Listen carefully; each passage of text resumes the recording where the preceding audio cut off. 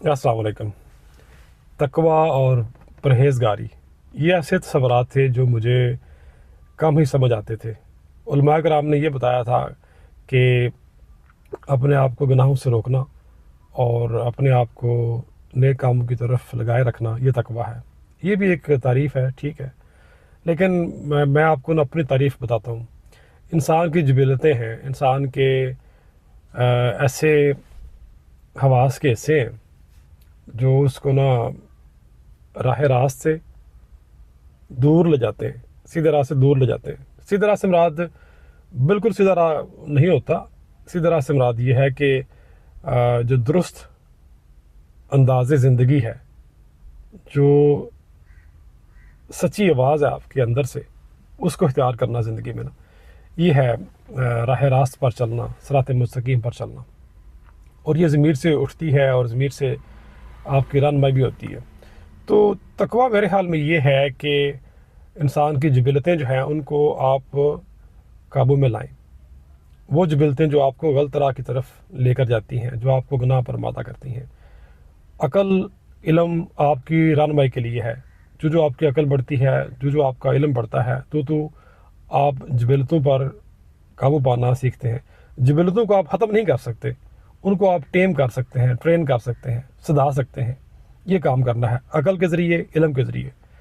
और जब आप ये करते हैं, आहिस्ता आहिस्ता अपनी आदत में डाल लेते हैं इस अंदाज़े फ़िक्र को, इस अंदाज़े ज़िंदगी को, तो ये तकवा करार पाता है। यानी तकवा आपके अंदर आहिस्ता आहिस्ता पैदा होना शुरू हो जाता है।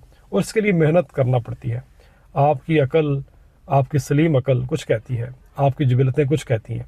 तो आपने अकल इल्म की बात मान के अपनी जिबिलत को ज़रा दबाना है, उसको ख़त्म नहीं करना। बार बार मैं कह रहा हूँ। तो अपनी ज़ात के अंदर फिर क्या होगा, डिसिप्लिन पैदा हो जाएगा, एक नज़्म ज़ब्त पैदा हो जाएगा। नमाज भी नज़्म ज़ब्त कह लें सिखाने का एक तरीका है, रोज़ा भी नज़्म ज़ब्त सिखाने का एक तरीका है। इंसान की अगर ट्रेनिंग ना हो ना, तो इंसान डंगर है। इसलिए सेल्फ़ अकाउंटेबिलिटी और अदात को बनाना, अदात को संवारना, इस पर मेहनत होनी चाहिए। और यही तकवा है। और इस तकवे को लेकर फिर आप ना अमर ज़िंदगी में जाते हैं। अगर आप कुछ गलत करते हैं किसी के साथ, तो आपके अंदर से आवाज़ आती है कि ये अमल, ये रवैया किसी के साथ ठीक नहीं है। तो आप अकल इल्म की बात मान के या ज़मीर की बात मान के आप अपनी उस जिबिलत को ज़रा दबाते हैं, उसको पीछे धकेलते हैं और आप ग्रो कर जाते हैं। यही एक्सपेंशन है, यही ग्रोथ है।